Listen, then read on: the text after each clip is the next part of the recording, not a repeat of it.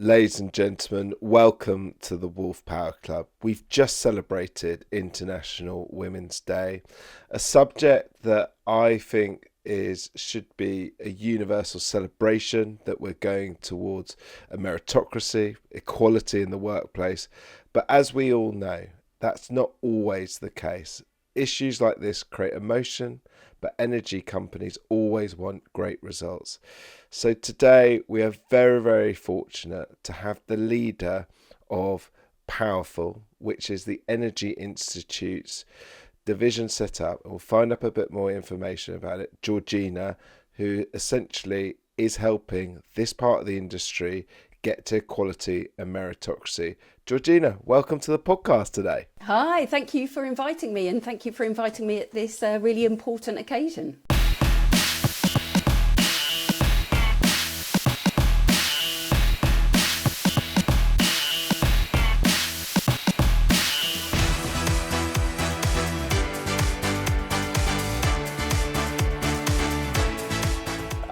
And I think in terms of the importance, I always love to start off with a positive. We're a bit more positive than mainstream media. Can you we'll go straight into it. Can you tell us why the energy sector, and we were fortunate enough to meet International Energy Week last week. Can you tell me why the energy sector is a great place, as a woman, to have a career and to get to the very top? So I think I'm obviously very biased, probably like yourself. I think the energy sector is a really exciting sector to work in. There's so many opportunities to meet the needs around the energy transition and to make a really impactful change. And I think having a diverse workforce is really important for that energy transition. And I think businesses are starting to realise the importance of not only having women in leadership, but having diverse leadership teams. And if I can just kind of quote a couple of stats around the business case for having diverse teams. So in 2018, McKinsey published a report called Delivering Through Diversity. And within that report, they said that companies are 21% more likely to achieve above average profitability if they are in the top quartile for diversity on their executive team. And then if I can quote another stat as well, because as you will discover, I love stats. In 2017, Forbes published a report called Diversity and Inclusion. And within there, they say that gender and geographically diverse teams make better business decisions approximately 87% of the time. So I think, the stats are out there about the benefits of a diverse team. And I think for women, it's really a time of change now. We are seeing women in leadership positions. We've got people like Louise Kingham from BP. We have Cordy O'Hara within National Grid. We have Mia Palucci within Engie. These women are in these senior leadership positions. The women lower down the career path are able to see these women in these positions and go, actually, okay, maybe that is an option for me. Maybe I can get up to that leadership position. So I'm optimistic. But has there been any obstacles in recent times that you feel that might have challenged the movement of progression or challenged that 40% target in terms of, is there anything in recent times that essentially we haven't seen that linear progression? There might have been some obstacles to get around. The biggest obstacle present day, I think, is the US and the stance that the US is taking. I know for global companies that have markets in the US, there's a lot of nervousness around, do they stick to the diversity and inclusion initiatives and policies that they've got in place? I was disappointed to see GSK make an announcement that they weren't continuing with their diversity and inclusion, and that is a female CEO saying that. It's a UK company that's listed on the London Stock Exchange.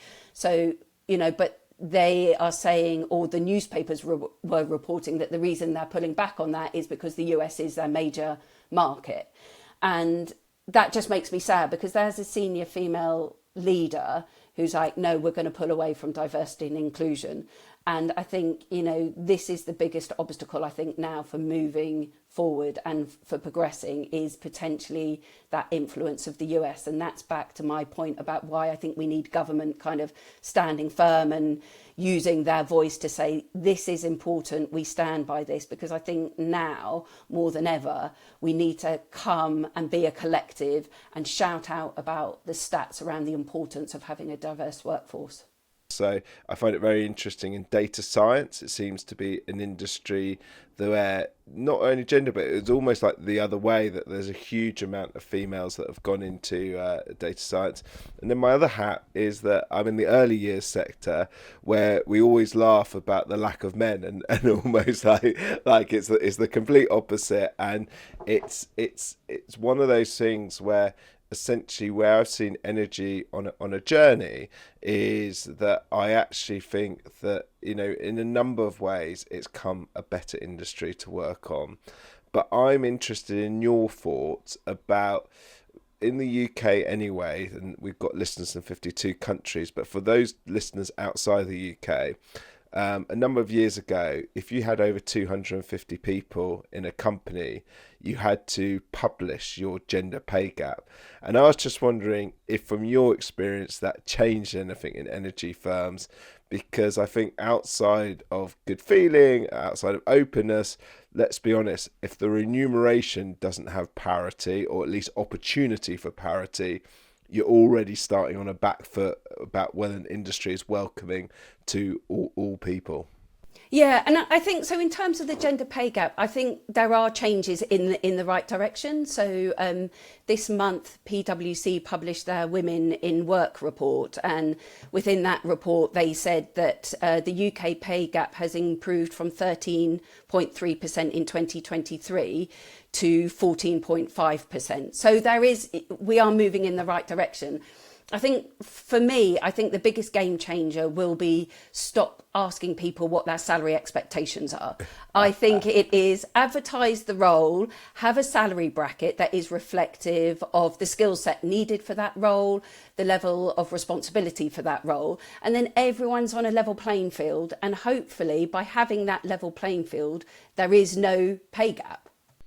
I'm really interested you raise that, because I think it's fair to say, like over my career, I've led teams of hundreds of people, and I'll give you a classic example. Say, for instance, there is a role where it's operational sales, and the bracket is advertised £28,000 to £40,000. My experience, so this is not science, but this is like over sort of hundreds of interviews, I would say, is the typical differences in gender. And I'm not trying to gender stereotype, but this is just what I've seen. The typical, even if a guy is just out of school, university, will be talking about why he should get 40k in that 28 to 40k bracket. Whereas what I then see is a female counterpart, also interview process, who may well have 4 or 5 years experience in that field, will quite often have a classic line like, I'm currently on 33,000.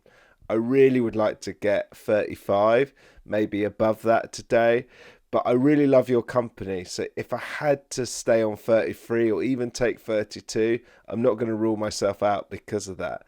And I'm interested, Georgina, from your point of view, where does that come from? Like what does that, because I don't remember a lesson at school of like how to negotiate pay.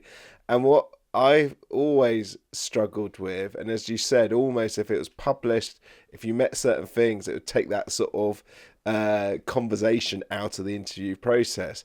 But I've seen it hundreds of times, not just once or twice. It's like over the last 20 years, and I don't know where it comes from. Like, where do you think it sort of comes from? I think it comes obviously from the individual's level of confidence, but kind of throwing it back to the companies. This is where I think the talent acquisition managers role comes in, because I think they need to go, actually, this person is really good. I can see the skill set on their CV. I can see the skill set that they can bring from the interview process. They can definitely meet everything we need. And they're definitely undervaluing themselves. So we as a company, because we value the talent that they can bring in, we're going to give them that little bit more, because people just don't know what the financial side of things are within the company, therefore might not have the confidence to go, do you know what, I want that extra bit of salary, because they don't know the company finances. And this is where, as I said, it's the talent acquisition manager's role then, I think, to help, uplift that person if there's the opportunity. And not necessarily naming names, but with gender pay gap, I always feel that it's quite funny that not only is it government, you can go onto the website and see for companies over 250, but I also feel that outside of energy, the company that was really named and shamed on it was BBC themselves, which always made me laugh, because not the consequence of it, but what made me laugh is that they normally publish it and have lots of analysis on it, and yet they were historically very bad. They lost a lot of key talent to competitor media organisations. And I was just wondering, from your experience with energy companies, have you seen leadership teams suddenly see it and go, oh, I didn't quite realise until that analysis was done that we were there? So almost unintentionally they ended up there, and they sort of changed behaviours to keep top talent or recruit top talent.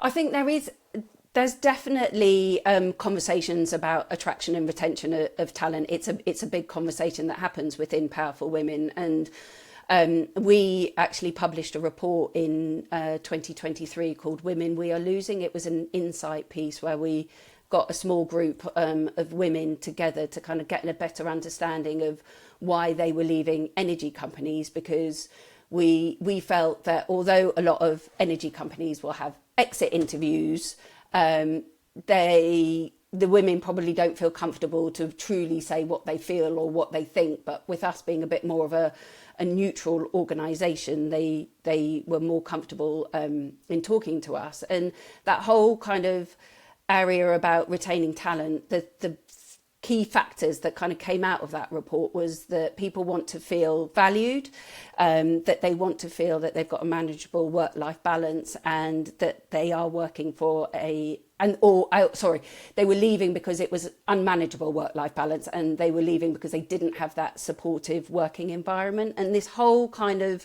pay issue, equal rights kind of element is really involved in the importance of companies understanding the importance of that inclusive culture, and listening to what their employees need to be able to thrive.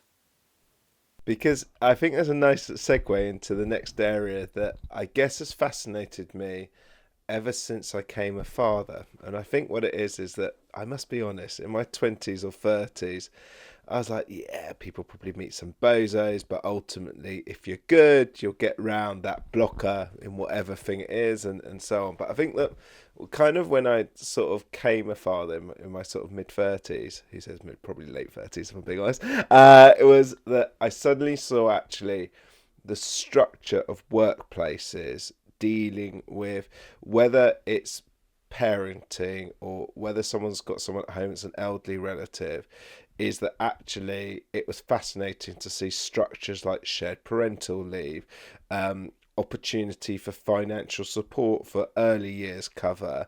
And also it was only when owning a nursery where I saw actually for a couple to both have really good careers, you need that support infrastructure, whether it's a great nursery or whether it's a great family or so on. And I was just wondering if structurally, and certainly at the energy company I was at the time, I was like the first, quite senior director to take shared parental leave.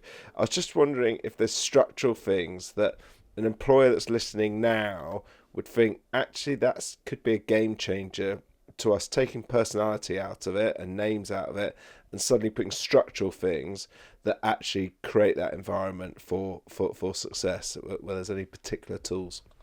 Yeah, I totally agree with that. I think companies need to appreciate that their employees are going to lean in and lean out of their careers at various times. And I think it is having a conversation with that employee when they need to take that time out. It's what support do you need to be able to take that time out? And I think it's really important that companies do that in a guilt-free way, because I think a lot of people are like, oh, I better not take, the shared paternity leave because it's going to jeopardize my career, or I better not take time out to look after my elderly parent because again it's going to jeopardize my career. I think it's really important that if you are a truly inclusive company, that you show that you are inclusive. So this is, what support do you need from us as a company for you to take that time off work? What can we do to empower you to come back to work, to ensure that you are not feeling guilty about having taken that time off work, and that we can reassure you that career opportunities will be available to you when you come back from work? And I think that is hugely, because I know even deep down, and I probably didn't say this to an employer, but I genuinely, with my wife and I behind closed doors, it was, will this be a career blocker? Thankfully it wasn't, and everything like that. But you do think about these things, and you are very wary that almost putting your hand up, concerns you. But what I would say to all listeners is, I think I gained two things. It didn't block my career, actually. After shared parental leave, I had a promotion and so on. And also that time I spent with the family made me enjoy my work a lot more, because I had some key moments, and I was in a nice position where also the company I worked for had a very good package so I would also say to employers, think about that package and not just statutory minimum. But I'm interested because one of the International Energy Week's highlights for me is there was a Powerful Women's networking lunch that I went to. It was a fantastic event, but I'm interested, why on earth yourself, an energy institute, which is normally focused on energy transition, energy markets, what energy companies, where did Powerful Women come from? Because essentially it's probably not the normal activity of the Energy Institute, in that normally it's a very technical and market orientated organisation as a sort of trade body and group of bringing the energy sector together. How did this come about in terms of looking at this key area within our industry? So this came about in 2014 when Baroness Verma, who was Energy Minister at the time, as I'm sure you can appreciate, was going into all of these government meetings and just was seeing a sea of men, knowing fully well that there were really competent women who should be at that table having these conversations. So she got together with Laura Sands and set up Powerful Women. And our target is that by 2030, at least 40% of women will be in middle management and leadership roles in the UK energy sector. And we look to hit that target through three approaches. So the first one is challenge. So every year we publish an annual State of the Nation report. A quick plug, this year's report will be launched on the 11th of June, and it looks at the top 100 UK energy companies and looks at their gender representation from a board, executive director and middle management level. And then we have a group of CEOs and UK country chairs from the major UK energy companies. They sit on what is called our Powerful Women Leaders Coalition. They come together 5 times a year to talk about what they are doing as leaders to drive change, not only within their own companies, but within the sector as well. And then our second approach is support. So we support women through mentoring. We put on breakfast events where women will be able to either hear from a senior female within the sector who will come and talk about her career history and a challenge that she's faced either within sort of work-life balance. And we also support the D&I Leads that work for those energy companies linked to the Energy Leaders Coalition. And then finally, our last approach is connecting. So that is talking to people like yourselves about the importance of diversity and inclusion, speaking at events, partnering where those opportunities arise. And in terms of the Energy Institute, as you said, we are homed under the Energy Institute, and diversity and inclusion has always been integral to what that association is about. And also they see the importance of a diverse and inclusive workforce for the within the sector as well. So that's kind of where the Energy Institute has come in. Brilliant. Now, I love to say what amazing things our speakers have done, but you've recently got an OBE. talk me through, like, it was related to this work, but talk me through how it happens, what comes through the post, and it's obviously in recognition that not only are you talking about it, but you've delivered this, and I especially like on the powerful women side that measure of people in the board. But yeah, talk me through the process of the OBE. How did that happen, and what happens? Because I'm sure it's a day lots of us will never have, and I'd love to hear about it. Yeah, it was very unexpected, very surreal. I got awarded it in this year's New Year's Honours List for services to diversity and inclusion in the energy sector. I have no idea who nominated me, so if that person is listening, thank you very much. It is very appreciated. I actually got a letter through the post in November, which came with His Majesty's service. So immediately I'm there thinking, have I not paid a tax bill? Have I done something criminal that I wasn't aware of? And I actually got my husband to open it, and he went very silent. And there I am panicking even more, because I'm like, what? I was like, what? He's like, I won't use the language. I can assume you can imagine. Beep, beep. A beep begins with F, 4 letters. And I was like, no, what? And he's like, you're going to be awarded an OBE. And I was like, shut up. And yeah, so I've been awarded it, and I'm waiting to have my investiture ceremony, which I'm super excited about. And I'm going to invite the 2 powerful women in my life to that ceremony. So I will have my husband, who's my male ally, but I'm also inviting my mother and my mother-in-law as well. Oh, so I'm super excited.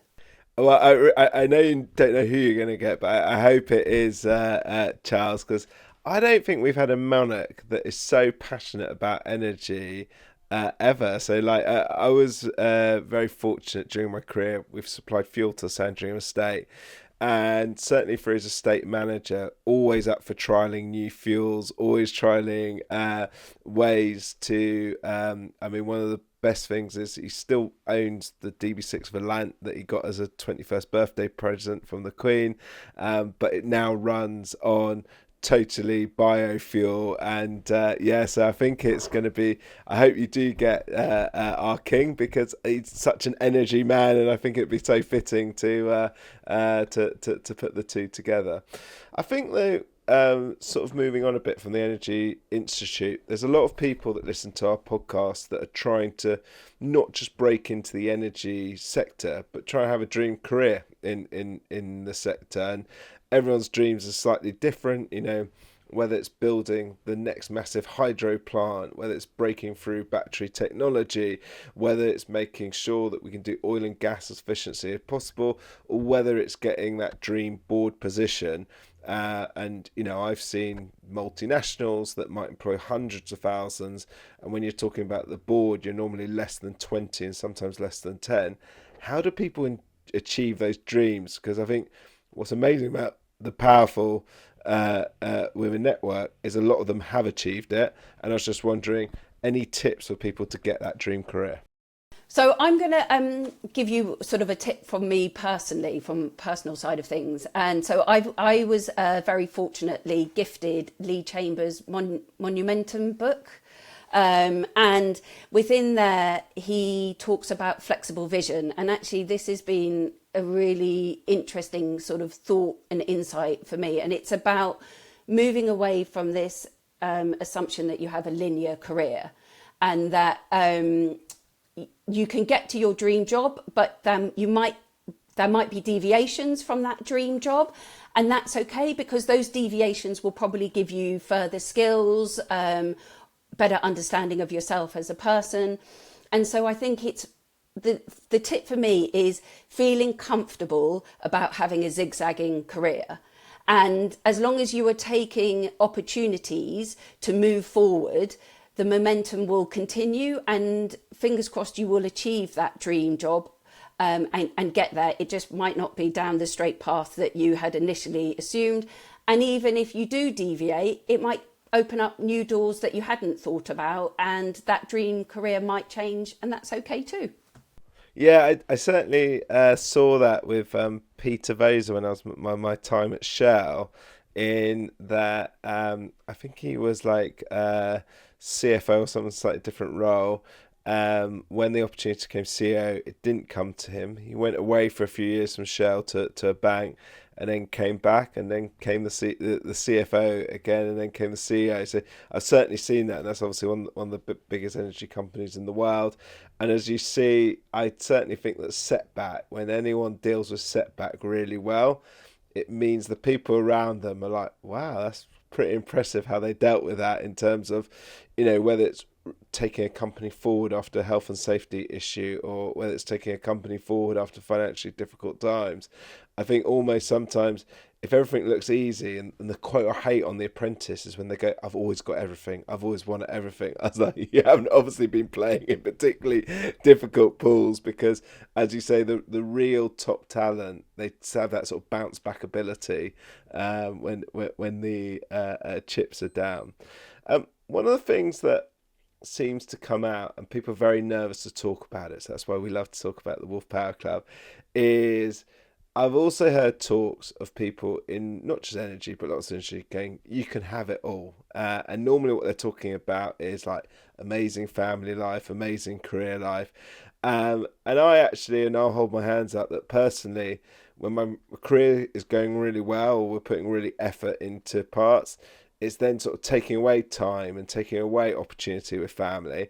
I was just wondering your thoughts on this debate of you can have it all, or whether actually there are sort of sacrifices you have to do, because certainly I haven't found that formula yet for having it all. And I was just wondering where you sit on that as we look at sort of issues around International Women's Day. So I feel if you have two full-time working parents, then compromise has to come into play. I think for people sort of further down the career ladder, they can sometimes see those people in leadership positions who look like they've got everything together, but actually you'll probably find that they're more like a swan. Like, at the top, they're all calm, at the surface, but underneath they are frantically paddling to make sure that, their child's got their PE kit. They're on a call. They're on a call. Their camera's turned off because they've got their headphones on as they're frantically trying to get their child out the door to school, or they're talking to parents to ask, or friends to ask for help in picking children up. And so I think we need to have a much more open conversation about the support network that people need to be able to thrive, and not to be ashamed that you have a support network. And a tip that Cordy O'Hara gave to Cordy O'Hara, for those of you who don't know, is the president of National Grid Electricity Distribution, and she gave a coaching session to a small cohort of powerful women members. And she gave a tip which I've now started using in my own life, and it's been a massive game changer. And that is, it's not about who's got the most important job, but it's about who's got the most important day. And so every Sunday, my husband and I will sit down, look at our work schedules, and then have a conversation about, right, I can't move that meeting, so you need to be dealing with that. And actually, it's just reduced the level of arguments in our house, because now we look at the day rather than who's got the most senior job, as it were. So that's my tip, I would say. I think that is great advice, and something I will take on board massively.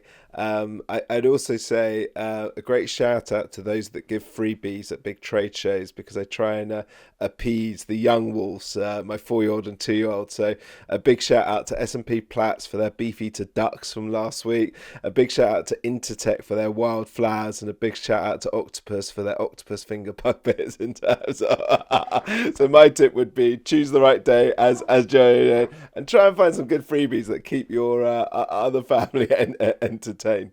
I think then an area that I've moved my career into is AI, and I was just wondering whether you either think from gender balance, opportunity, but there's also fears, how you think AI might affect the workplace, and also one of the things I went to a lecture a few years back by Will.i.am and Bill Gates, how they're saying that one of the big things for machine learning ops is that almost is you have to look at your parameters of your AI to stop biased in that, in terms of whatever group it is, in that there could well be a bias to things that historically were most profitable, as an example, which then might lead to either a certain type of person or so on.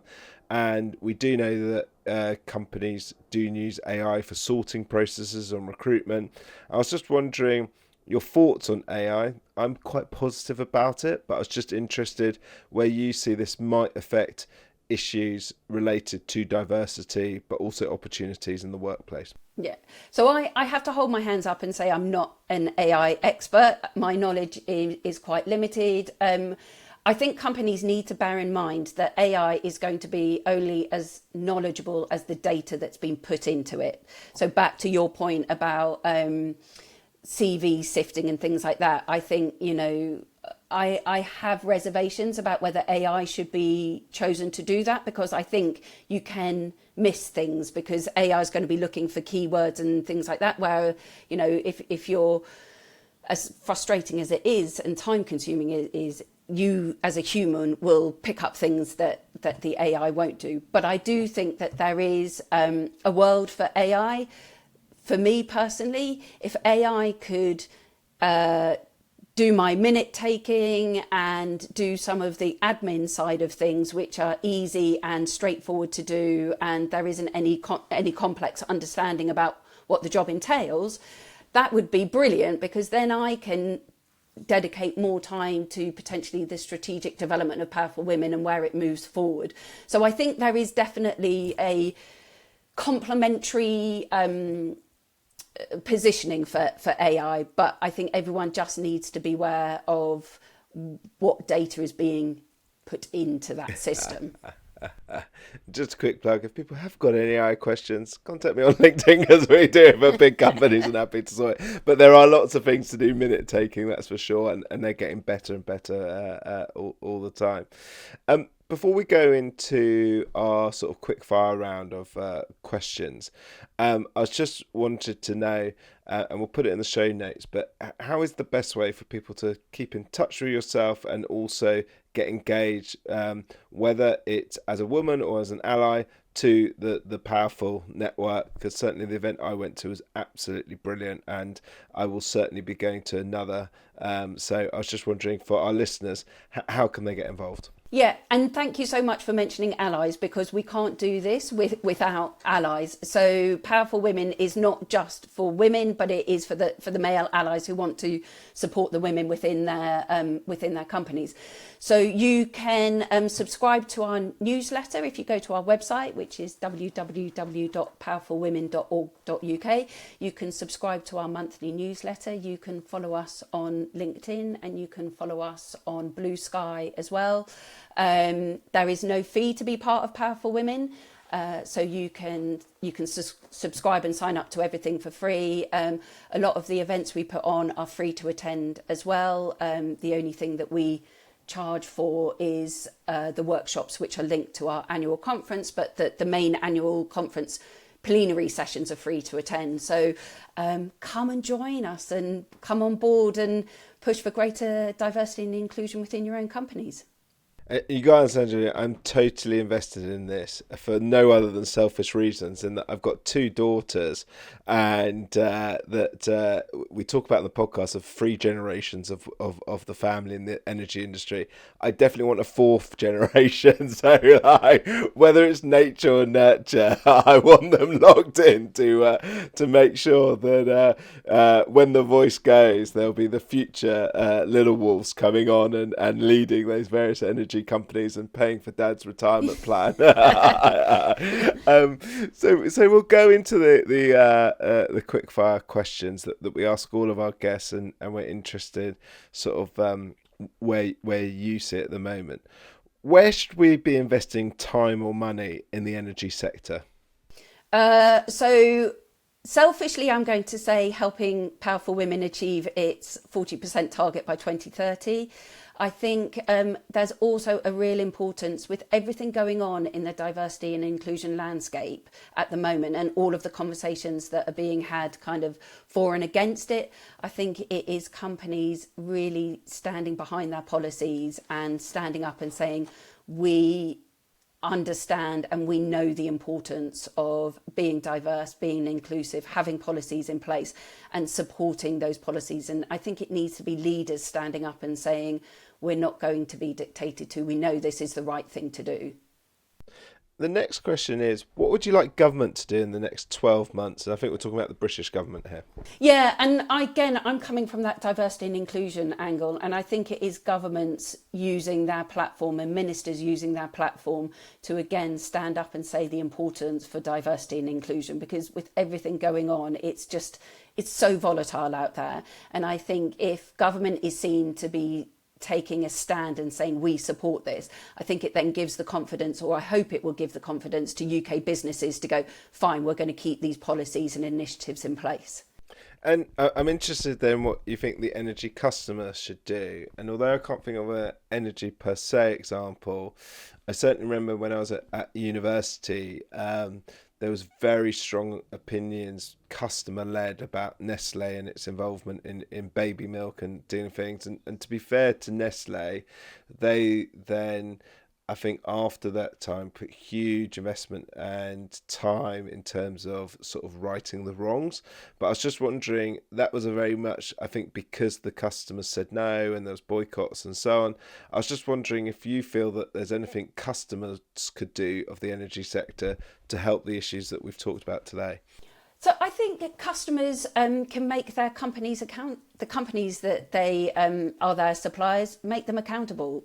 Say, why is your leadership team not reflective of the customers you serve? Why is your leadership all men, or why is your leadership, all white, or whatever the issue that is personal to that customer? There will be AGMs and meetings and various things within those energy companies, and it's trying to find a way to make those companies accountable to drive whatever change you as the customer want to see within that company that's serving you. We've already had I know one of the CEOs that's very involved in the Powerful Women's Network, Monica from recently Adler and Allen. She's been chair of Plug and Go for some time, and she gave us a brilliant episode during International Energy Week. But I was just in your amazing contact book, and I guess it will get even better after you've met the royals, is anyone you would suggest that should be on a future podcast for the Wolfe Power Club and our energy audience? So I'm actually going to put a bit of a curveball here, and I'm not going to put a woman. Yeah. I am going to suggest an initiative called Generation 2050, which is, again, hosted by the Energy Institute. This is a cohort of over 1,000 young energy professionals globally who kind of are coming together to talk about the energy transition and the challenges involved in that. They are your future leaders, so I think their voices need to be listened to and heard, because I think they are our future, and they will meet the energy transition. I think you're spot on, and I'm very aware of it. Like with energy projects, it's normally decades of investment, customer change, infrastructure, and as you say, sort of almost the person starting their career today will be that board executive in 2050. And actually, I think what we've also seen is in other areas, like in the data world and the tech world, it's almost not that uncommon that someone in their late 20s or early 30s leads a massive organization. Whereas, without definite stats, I'd say it's probably normally a bit later in life that you lead an energy one. So you're totally spot on. Generation leading to 2050 are really going to challenge where we go. And I think, this podcast, we bring a lot of hope about the tech that's coming out and so on. So I think we're on a good track.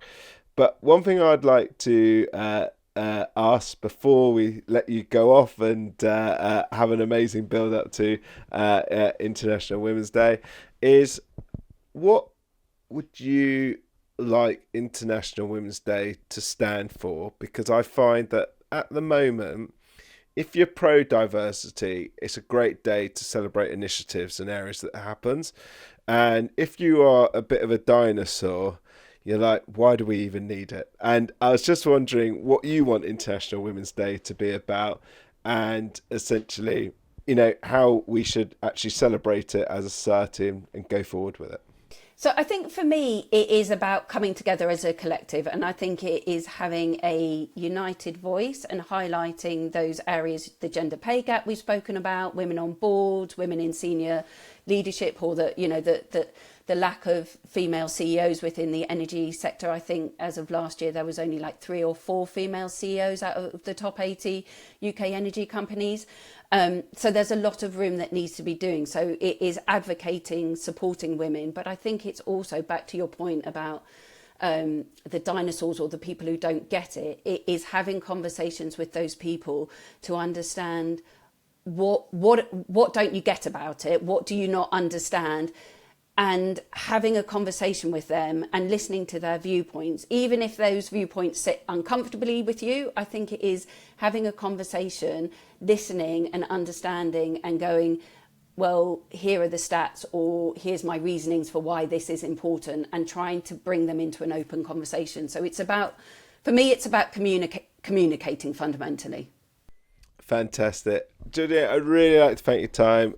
Wolfe Power Club would like to offer our congratulations as well for achieving OBE, of pushing this issue to the very top. I say it was one of the best events at International Energy Week. I think also that I am delighted that I genuinely do feel that within the energy sector and the sort of good eggs I meet in the industry, that essentially anything is possible for any gender. And I think that we shouldn't ever stop keeping the thing, because when you look at the stats, as you've reeled off in this podcast, is there's some things that just do not reflect society. And if they're not reflecting society, you're probably not getting the best talent there, and there's probably structures there that are stopping the best talent. And I think that initiative to get over 40% from your organisation is absolutely brilliant. And I would say have a brilliant International Women's Day, and thank you for your time today. Thank you very much.